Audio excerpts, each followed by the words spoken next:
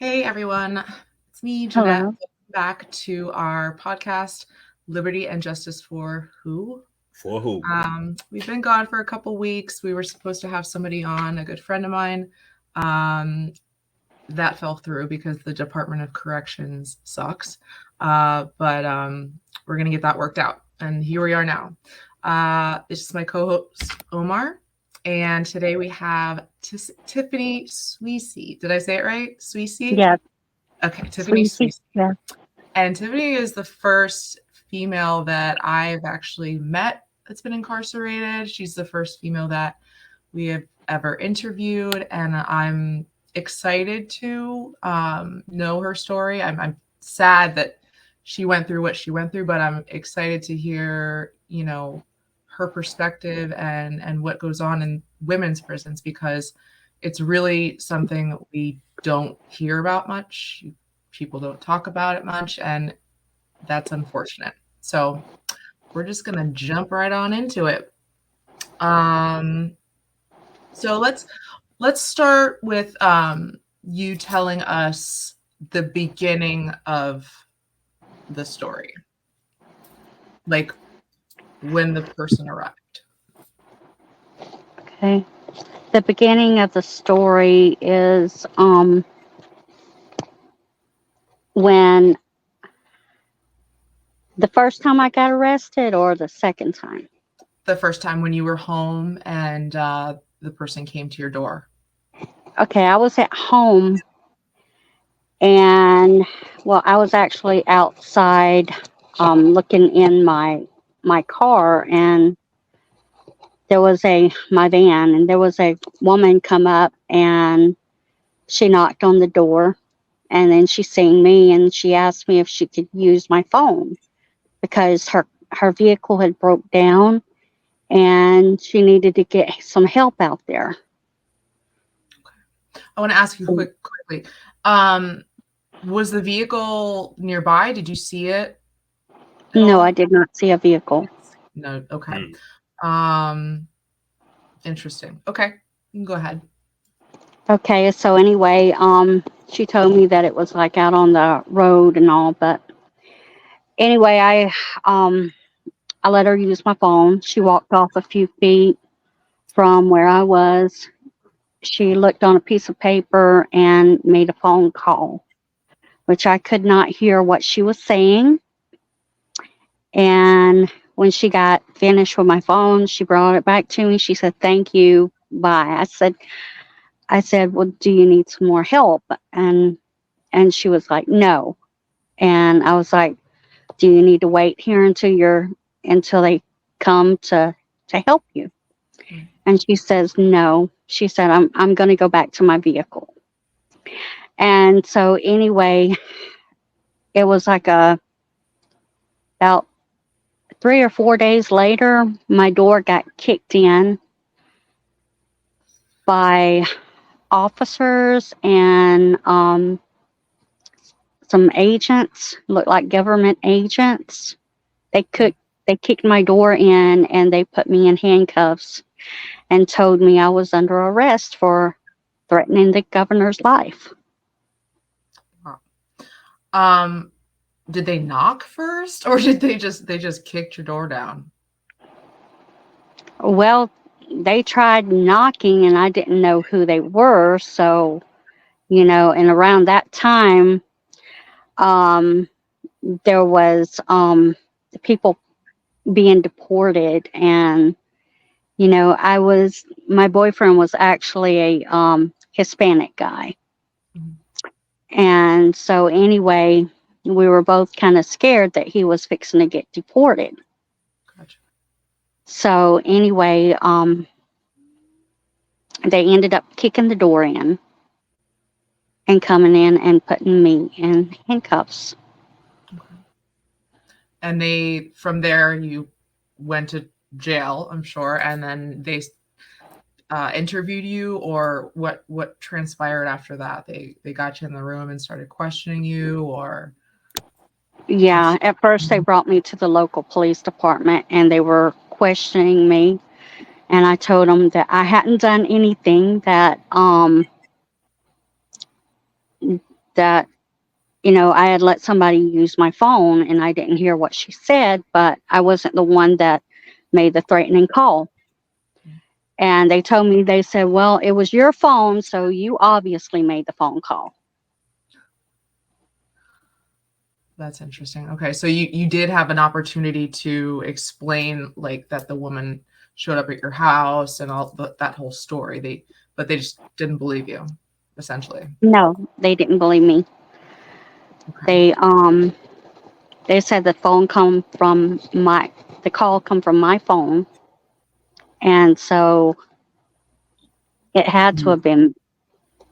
Right. That's ridiculous. Did they happen to tell you what the threats were to the governor, like verbatim?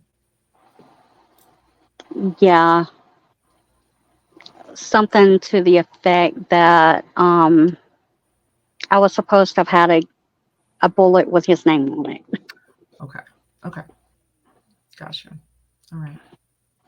Which I didn't even own any type of weapon. Right. They didn't even take fingerprints from your phone, No, as far as you know? no. Okay. That's They typical. took my phone. I never got my phone back. Okay. Do you want to proceed or do you have any questions, Omar?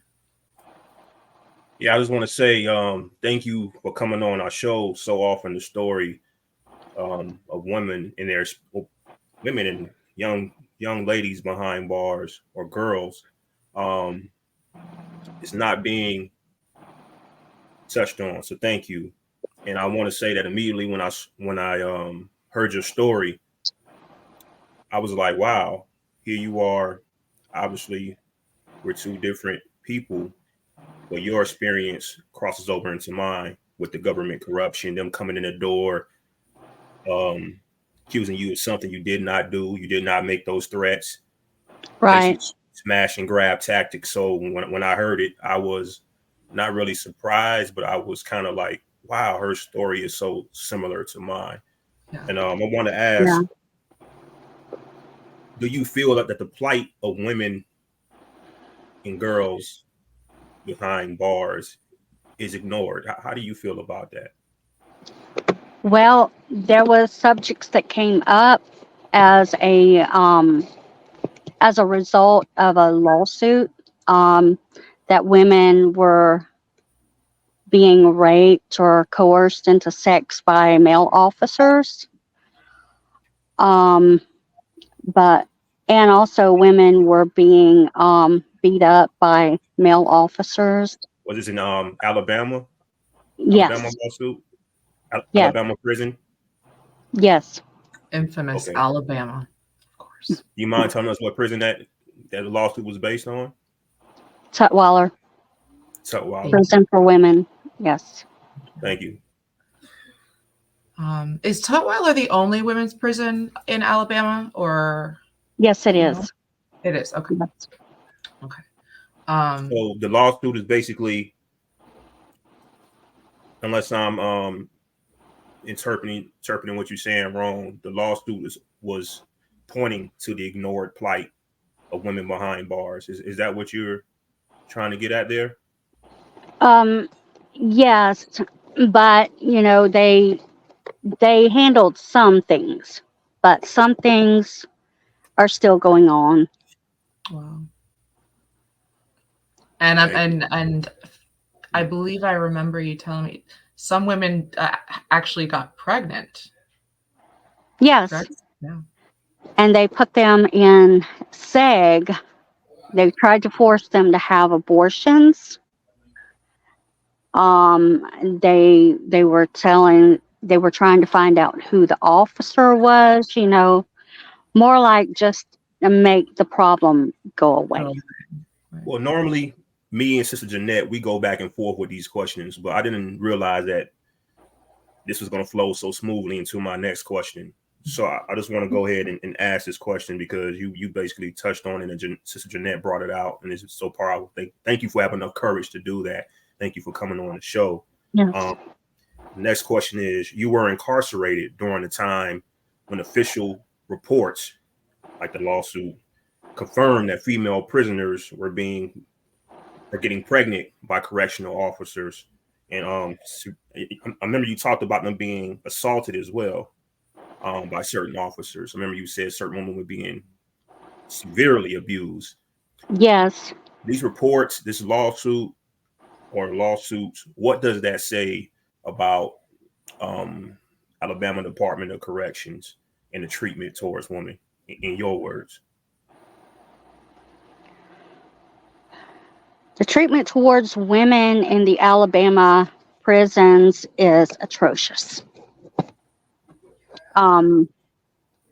We are treated less than human. We are called names such as convict, inmate. We are let known that we have no rights, and they can do anything to us that they want to. Basically, like, they own you. Right. And yeah. And they'll tell you that the state of Alabama owns your ass. I mean, just sorry about that. No, it's fine. It's fine. I do remember a term that you also said when you arrived in, I think it was jail, that someone had called you a cricket. Yes. What is? I was. I have never heard Because that. she was making fun of me because I was in a cell in the medical dorm in the Montgomery County Jail. I was put in there because my asthma, I was allergic to certain chemicals that I could not breathe, or it would bring on an asthma attack. And when they found out about this, they put me in a medical cell in the medical unit. Okay. Were you were in Gen Pop before that, correct? Yes. Before that. And then did you have an asthma attack like that caused them to move you, or? No, I did not. No. Okay. In fact, up to that point, I had been on my medicine. I had been getting my Advair inhaler, my regular inhaler, my Singulair that I was taking for my asthma at that time. Okay.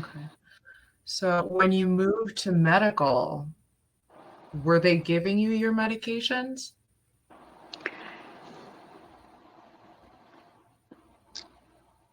Up until a few days. But then a nurse come to my window and she told me that they were going to take me off of my medicine because the governor didn't want me leaving the jail alive. Wow. That is absolutely disgusting and disturbing. This was a nurse. I heard what she said. Can you repeat that again? Can you repeat that again, what that nurse told you? Can you please? Yes. She told me that they were going to take me off of my medicine because the governor didn't want me leaving the jail alive. Governor Bentley. I was going to say, which governor? Okay, Bentley. Yes. So you obviously from there you weren't given your meds. And how were you treated? Because I know you were in there for like 6 months. How did they treat you there? The nurses, the officers?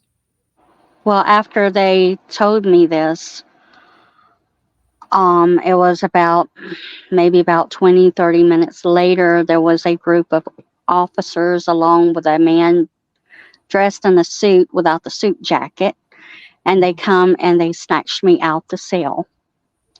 They took me in a room. One male officer had me by one wrist. A female officer had me by the other wrist, and she was actually twisting the skin on my wrist. And they started jerking my clothes off. They took off all my clothes to where I was completely nude. And then they said that they were going to put me in the suicide room. So anyway, they marched me up the hallway, and there was male officers and male inmates able to see me. Right. And they put me in a shower, and they made me take a shower. And the whole time, the two female officers that were watching me take the shower, they were threatening to tase me. And then after I got finished taking the shower, they put a see-through smock on me and put me in a cold, padded room with only a cement ledge to sleep on. I don't like, that's just, the fact that women would participate, as it's bad enough that anybody did this, but like the fact that women would willingly participate in humiliating another woman. Yeah. They're sorry, but there's just a special place downstairs where they belong, in my opinion. That's Me just too. How long were you in that particular the suicide room? A little over a month. A little over a month. Okay. And then when?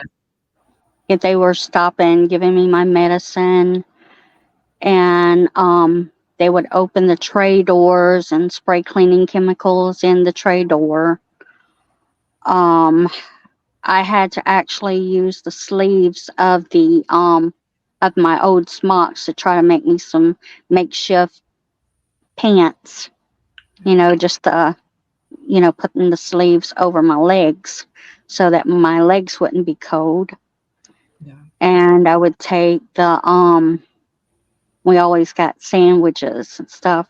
So I would take, the extra bread, and I would put it in sleeves as a way to make me a pillow.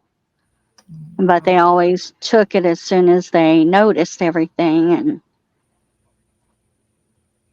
wow. Before I go into my next question, I want to say once again, thank you for coming on the show. I know this isn't easy. You just speaking about it is triggering something in me, so I can imagine what it's doing to you, because it's bringing back things that I witnessed that happened to other people in DOC during my incarceration. It's making me very tense. It's making me frustrated, very angry. It's like my mind is going back to that terror dome. So yes, breathe in, breathe out, y'all. This ain't easy, but thank you for healing with us. Thank you for bringing this issue forward. I just had to jump in because I need me a moment right now before I go to my next question. I salute you for having enough courage to move forward, being so calm and collective about it. We got the 18-minute mark. I'm going to ask you this question to just move it along, what I have to say. Y'all kind of bear with me at this moment. Basically, we didn't get into your second conviction, but you had some very powerful people threatening you. Naming the governor. The governor. See, my mind is getting all mixed up right now because everything you're saying, slow down. The governor obviously accused you of threatening him. You were framed for that. You have very powerful people making threats against you.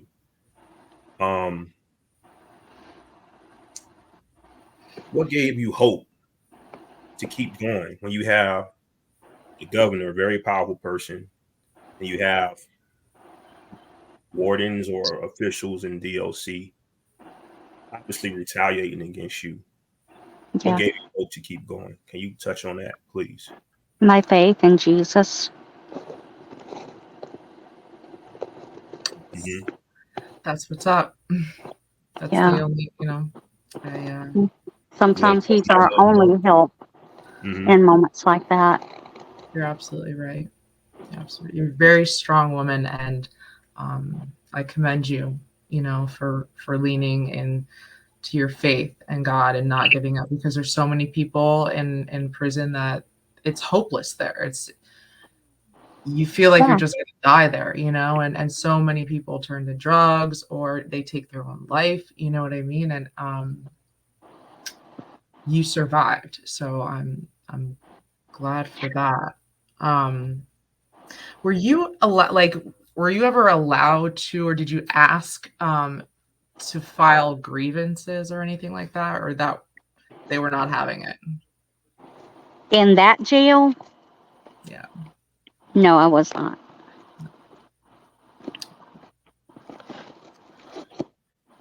Okay. All right, you can continue going with the story. Sorry, I was just trying to take it all in. Okay, so I was in there for over a month with, different male employees coming, looking at me. Even before they put me into that suicide room, I was given a razor by a male officer and told to shave. Well, you have to take your clothes off to be able to shave. So he come back and was just staring in the room. And I cussed him out. I cussed him a blue streak. And he told me that that's the worst anybody's ever talked to him before. And I told him, well, you deserve it. You shouldn't be looking at women without their clothes on, especially women you don't know. And so anyway, I was in that suicide room with officers threatening me, officers spraying cleaning chemicals into the room. And I was not receiving my medicine at all while I was in that suicide room. In fact, the psychiatrist came and he was going to leave me in there for 2 more weeks. But there was an older lady nurse and she begged him to put me back in the dorms. And he did. Okay. But while I was in the dorms, I was wheezing so bad that you could hear me across the dorms. And there was other women in the dorms. And they were hitting the button telling them that I needed my medicine. I needed a breathing treatment. They were ignoring them. Okay, so I want to jump in and say, for those who might not be aware, I think this is very important. When you are incarcerated, especially if you have powerful people against you, whether you're an activist or you're framed for something, or they don't like your personal stance against injustice, what they do is use medical abuse and or medical neglect to torture, to basically usher you to your death, because prison is an environment where so many people get really buried alive. They get sentenced behind an iron veil.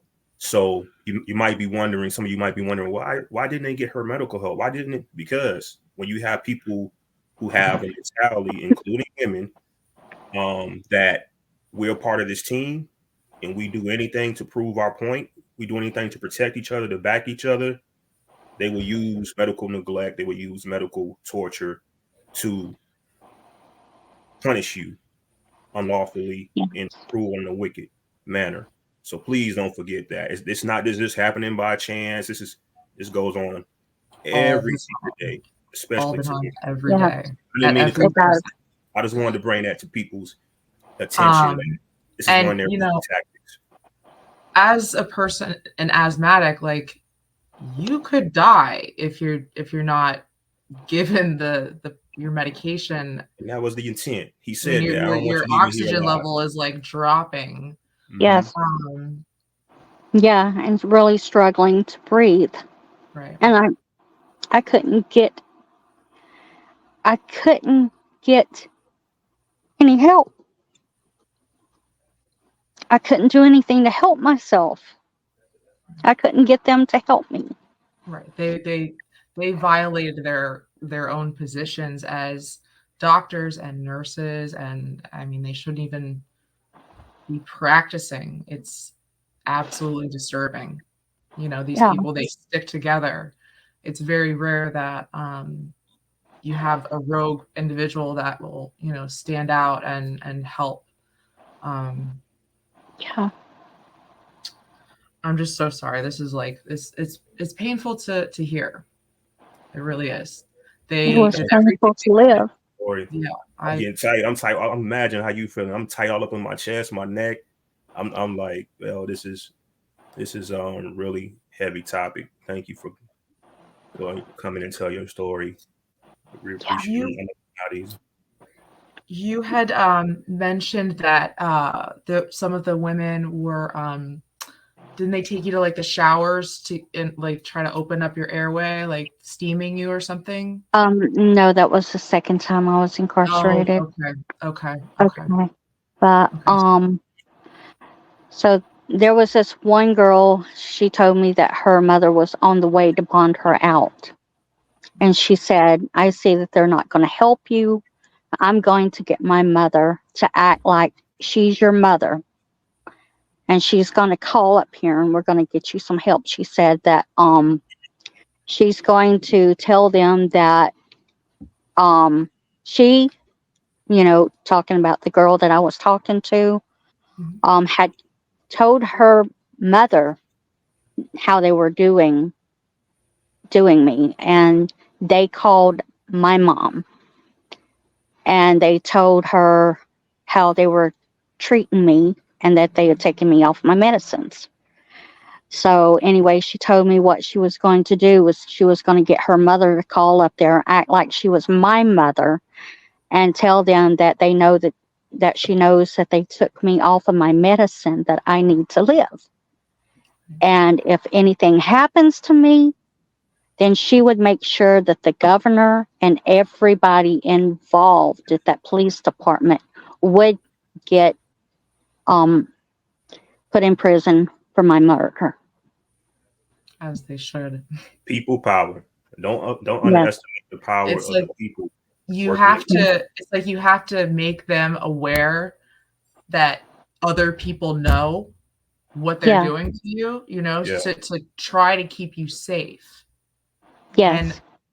And the Department of Corrections is supposed to keep the incarcerated safe. Yeah. And they're supposed to correct. And we pay millions of dollars in tax. We work hard and then we pay millions of dollars in taxes that goes to these facilities.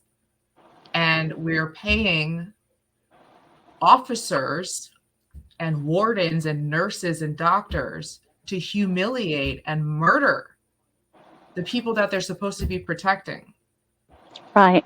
It's like it really pisses me off. I want to jump in and say this is a commercial break with no commercial, because right now we at the 28-minute mark. Yeah. So I want to ask Sister Jeanette J, do you want to keep rolling or do you want to go ahead and break this up in two? I think we're gonna break it up because it's a lot. It is a very detailed story. She endured a tremendous amount of pain and humiliation, and I just want her to be able to, Tiffany, to be able to take her time and not be overwhelmed. So we will be back. We've got 2 more episodes to follow. So thanks for watching. Hold up. And a blessed Ramadan to all the believers, all the Muslim brothers and sisters, and anyone who is fasting during this holiday. We know during this holy day, excuse me. I'm tired up. My mind is really, I'm like being triggered right now. But thank you for sharing your story. Thank you to all. I really appreciate you, Tiffany. Tuning in and appreciate it. I appreciate what you're doing. Thank you. We will be back next week. Bye, guys. Okay. Bye.